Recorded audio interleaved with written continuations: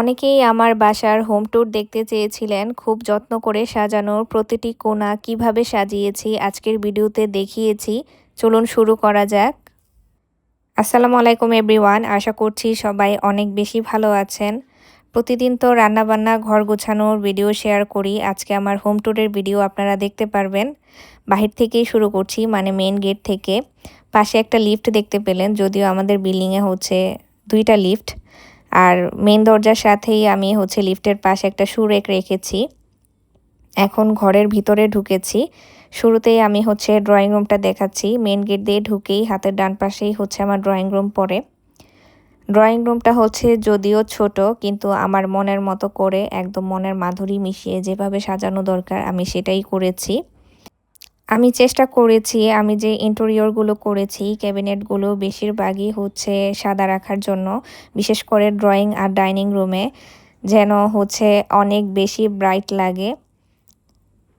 আর যেহেতু সব কিছু আমি হোয়াইট করেছি, তার সাথে ম্যাচিং করে কিন্তু আমি সোফার যে কভারগুলা বা সোফার যে সেটআপ সেটা রাখার চেষ্টা করেছি। এসের সাথে ব্লু থিম রেখেছি। পর্দাটাও আমি সেম রেখেছি, এসের সাথে ব্লু থিম। আর এই তো আমার সিম্পল ড্রয়িং রুম। যেহেতু ছোট, এর জন্য এখানে অনেক বেশি কিছু আমি রাখার চেষ্টা করিনি। আমার কাছে মনে হয় অনেক জিনিস যদি এখানে সাজানো হয় তাহলে হয়তোবা ড্রয়িং রুমটা আরও বেশি ছোট লাগবে। তার পাশে আমি এখানে এরকম একটা ডিজাইন রেখেছি। কিছু গাছ আমি এখানে রেখেছি।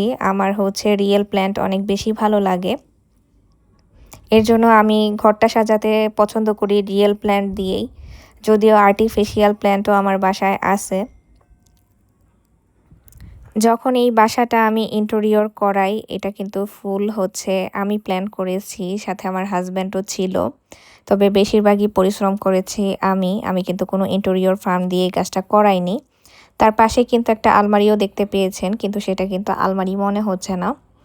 যদিও সেটা একটা সময় আমার গ্লাস দিয়ে একটা শোকেস করার প্ল্যান ছিল। পরে আমি চিন্তা করলাম যে না, এটাও ক্যাবিনেট করে ফেলি।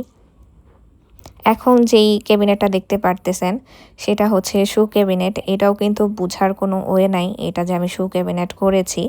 তার উপরে কারেন্টের মেইন সুইচ যেগুলো থাকে সেটাও আমি ওইভাবে ডিজাইন করে ঢেকে দেওয়ার চেষ্টা করেছি। আর এখানে এই ওয়ালটাতে আমি কিছু মিরর লাগিয়ে রেখেছি, কারণ মিরর জিনিসটা আমার খুব বেশি পছন্দ। আর এটা আমার ডাইনিং টেবিল। আমার প্ল্যান ছিল শুরুর দিকেই, আমার যখন নিজের বাসা হবে আমি এরকম একটা মার্বেলের ডাইনিং টেবিল বানাবো। তো সেটাও আমার ইচ্ছাটা পূরণ হয়েছে আল্লাহর রহমতে। আর এই পাশে ডাইনিং এরিয়ার বেসিনটা। এই বেসিনের ডিজাইনটাও আমার প্ল্যান মোতাবেকই হয়েছে।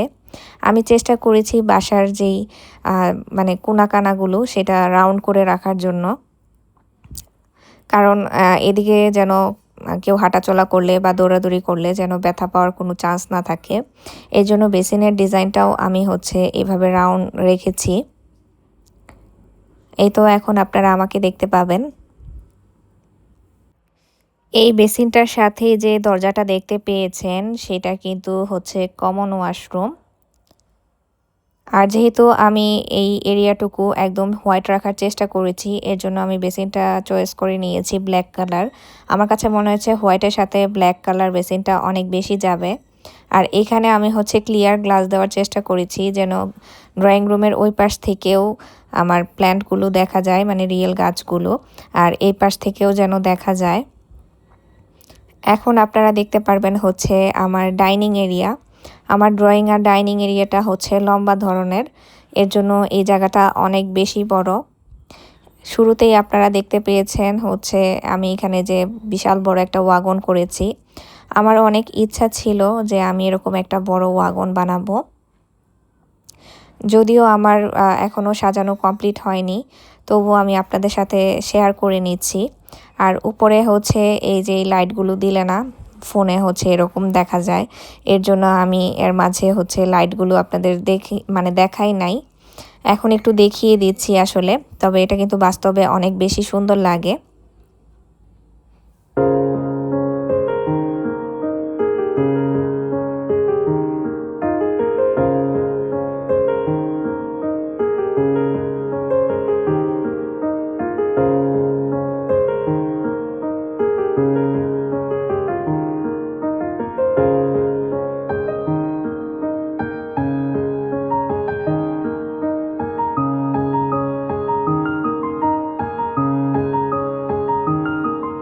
যে জায়গাটাতে আমি ওয়াশিং মেশিন রেখেছি তার উপরে কিন্তু আমি ক্যাবিনেট করেছি, আর সৌন্দর্যের জন্য সেটা আমি একটু গ্লাস দিয়ে ডিজাইন করেছি। আমার মনে হয়েছে এই জায়গাটাতে আমি আমার প্রয়োজনীয় জিনিসগুলো রাখতে পারবো, বিশেষ করে ওয়াশিং মেশিনের কাপড় ধোয়ার জন্য যে জিনিসগুলো সেগুলো আমি এখানেই রাখি।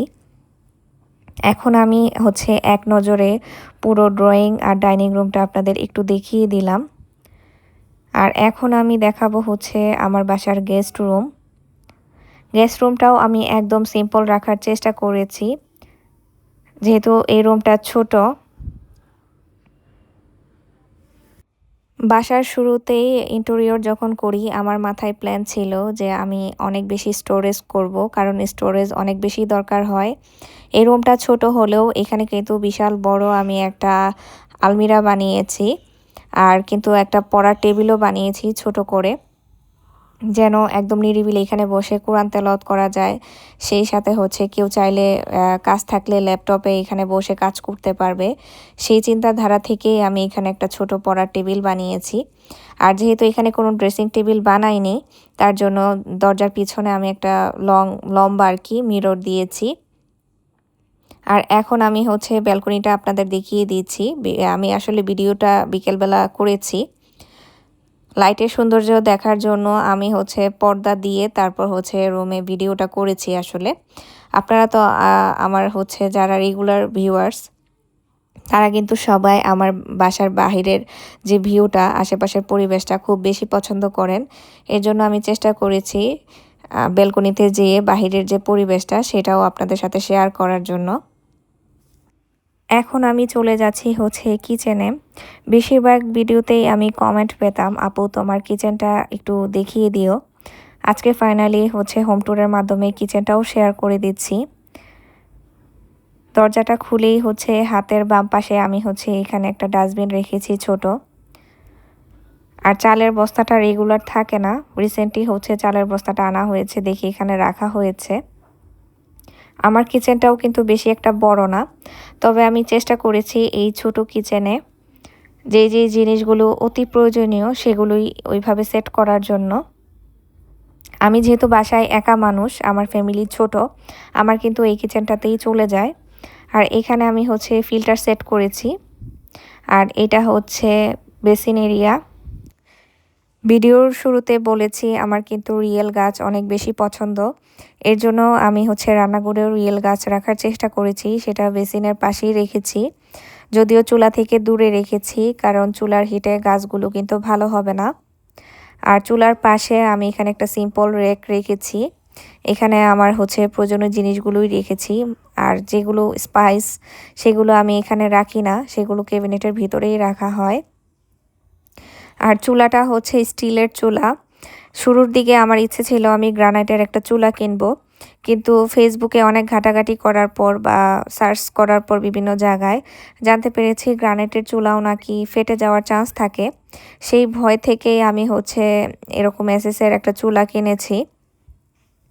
আর এই পাশটাতে আমি বটি রাখি, আর এখানে একটা সাইড বক্স রাখা আছে। যেহেতু কিচেনটাই ছোট, এর জন্য কাউন্টার টপের পরিমাণটা কিন্তু বেশি না। এক সাইডে আমি আবার পরবর্তীতে যখন ইন্টেরিয়র করিয়েছি কাউন্টার টপটা করে নিয়েছি। আর এখানে লম্বা করে একটা স্টোরেজ করেছি, সামনে গ্লাস দেওয়ারই চেষ্টা করেছি, এখানে আমার প্রয়োজনীয় জিনিসগুলো যেন আমি রাখতে পারি ইজিলি। এই তো কিচেনটা আমি আবার আরেকটু আপনাদের দেখিয়ে দিলাম। আমার কিচেনের মেন সৌন্দর্য সবাই বেশি পছন্দ করে যেটা, সেটা কিচেনের দরজাটা। শুরুর দিকে কিন্তু কিচেনে এখানে বড় যে দরজাগুলো হয় সেটা ছিল, সেটা খুলে আমি এরকম একটা ফোল্ডিং ডোর বানিয়েছি, কারণ বড় দরজার কারণে কিন্তু কিচেনের জায়গা অনেক বেশি লাগতেছিল। আমার কাছে মনে হয়েছে ফোল্ডিং ডোর করলে আমি আরও বেশি জায়গা পাবো, আর এই কারণেই কিন্তু হাতের বাম পাশে আমি ময়লার ডাস্টবিনটা রাখতে পেরেছি। এখন আমি চলে যাচ্ছি চাইল্ড বেডরুমে। এই বেডরুমটা না আমার অনেক বেশি পছন্দ। এই বেডরুমে কিন্তু অনেক আলো বাতাস আসে। আর এছাড়াও আমি চেষ্টা করেছি এক এক রুমে এক এক কালার ক্যাবিনেট করার জন্য। ঢুকেই আমি আপনাদের একটু বেডটা দেখিয়ে দিলাম। এখানেও আমি একটা ওয়ার্ম টোনের লাইট দিয়েছি, যেটা রাতের বেলা খুব বেশি ভালো লাগে জ্বালিয়ে রাখলে। আর এখানে কিন্তু বিশাল বড় সাইজেরই একটা পড়ার টেবিল বানিয়েছি। আর এই পাশে হচ্ছে জানালাও আছে আর হচ্ছে ব্যালকনিও আছে। আমার সব রুমের সাথেই হচ্ছে ব্যালকনি আছে।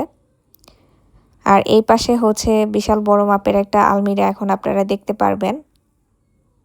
আমি কিন্তু চাইলেই রুমগুলোতে কম ক্যাবিনেট করে মানে আলমিরা আরও ছোট করে তারপরে হচ্ছে স্পেস রাখতে পারতাম, কিন্তু এটা আমি চাই নাই। আমার হচ্ছে বেশি স্টোরেজই দরকার আসলে, কারণ কম স্টোরেজ থাকলে বাসা বাড়ি কিন্তু দেখবেন অনেক বেশি এলোমেলো লাগে। আর একটা বাসাতে অনেক বছর কাটানোর পর দেখবেন অনেক জিনিস হয় যেগুলো হচ্ছে গুছিয়ে রাখার মতো একটা সময় জায়গা থাকে না। এর জন্যই এই চিন্তাধারা থেকেই আমি বেশি স্টোরেজ করেছি। এখানে কিন্তু একটা লম্বা মিররও রেখেছি আমি। আর এখন আমি হচ্ছে ব্যালকনিতে চলে আসলাম। ব্যালকনিতে আমি যে খুব বেশি গাছ রেখেছি এমনটা নয়।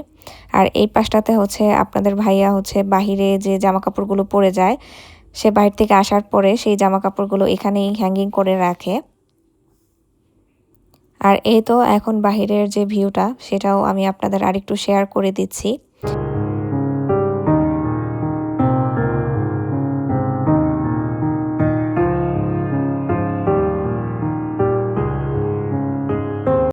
এখন চলে যাচ্ছি হচ্ছে মাস্টার বেডরুমে। এই রুমটা তো অনেকেই আমার ভিডিওতে প্রায় সময় দেখে থাকেন। আমি আজকে না হয় আরেকটু শেয়ার করে দিচ্ছি। ঢুকেই প্রথমে হচ্ছে সব রুমেই আপনারা একই টাইপের জিনিস দেখতে পারবেন। যেমন শুরুতেই বলতে চাচ্ছিলাম, যেমন বেড রাখা, আলমিরা। তবে এই রুমটা যেহেতু বেশি বড় এর জন্য এখানে কিন্তু আলমিরাটা বেশ বড়। আর এখানে আমি একটা ড্রেসিং টেবিলও বানিয়েছি, এটাও বিশাল বড় করেই বানিয়েছি। তবে একটা জিনিস আমি ভুল করেছি, আমার এখনও আফসোস হয়, সেটা হচ্ছে পর্দা সিলেকশন করা। বাসায় যখন উঠবো ডিসিশন হয়েছে তার আগেই কিন্তু আমি পর্দাগুলো বানাতে দিয়ে দিয়েছিলাম, কারণ যেহেতু বানাতে সময় লাগে। আর ইন্টেরিয়র করার ডিসিশনটা আমি পরে নিয়েছি। আমি যদি পরে পর্দা বানাতে দিতাম তাহলে সব রুমের সাথে ম্যাচিং করে আমি পর্দাগুলো নিতাম। এই রুমে হচ্ছে আমার ফিউচারে হচ্ছে পর্দা চেঞ্জ করার ইচ্ছা আছে। যদি চেঞ্জ করি তখন তো আপনাদের সাথে আমি শেয়ার করব। এখন আমি হচ্ছে ব্যালকনিটাও দেখিয়ে দিলাম। এখানে এই সাইডে আমি একটা র্যাক রেখেছি, এখানে আমি হচ্ছে আলু পেঁয়াজ রাখি সব সময়।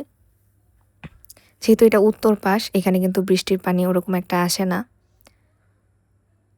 তো এই ছিল আজকের আমার হোম ট্যুরের ভিডিও। আপনাদের কাছে কেমন লেগেছে অবশ্যই কমেন্ট করে জানাবেন। আর কোন রুমের লুকটা আপনাদের কাছে বেস্ট মনে হচ্ছে সেটা জানাতেও ভুলবেন না। আজকের মতো বিদায় নিয়ে নিচ্ছি। সবাই ভালো থাকবেন।